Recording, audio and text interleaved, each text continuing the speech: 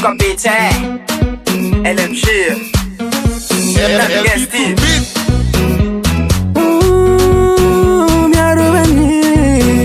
Miaruvani Ravitu manga fangaruvani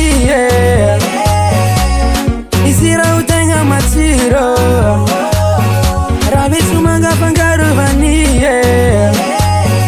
Semina nanti ndrema kafi Apangaruvani Ravitu manga pangaruvani Apangaruvani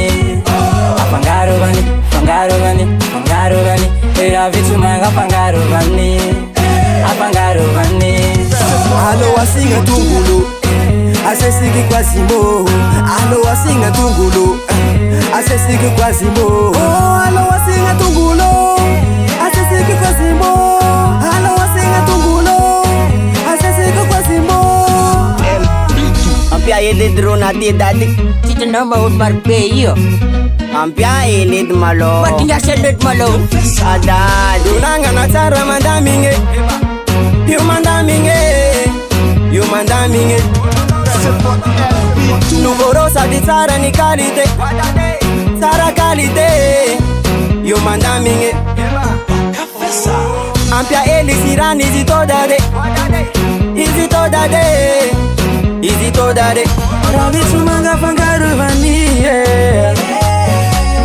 Isira utenga matiro Ravitu manga fangaruvani Semina nanti ndrema kafi Apangaruvani Ravitu manga pangaruvani Apangaruvani Ravitu manga pangaruvani Apangaruvani Alo wasinga tungulu Asesiki kwa simbo Alo wasinga tungulu Asesiki kwa simbo Alo wasinga tungulu Asesiki kwa simbo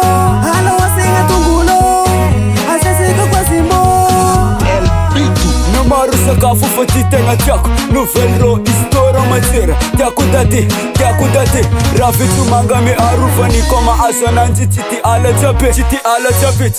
chapi Ravitu manga fanga arufani Aninga banu folo isti Natara pete fani nero mbotiako Manumbu kunyani zitoti ya lako Ravitu mangami arufani Semina ngazero ndrema kafi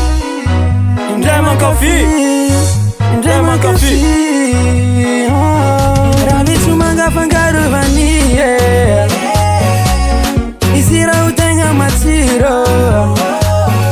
Ravitu manga fangaruvani Semina nanti ndrema kafi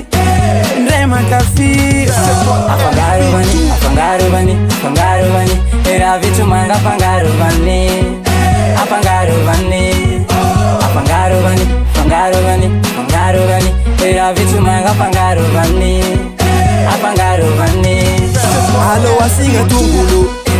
Asesiki kwa simbo Alo wasinga tungulu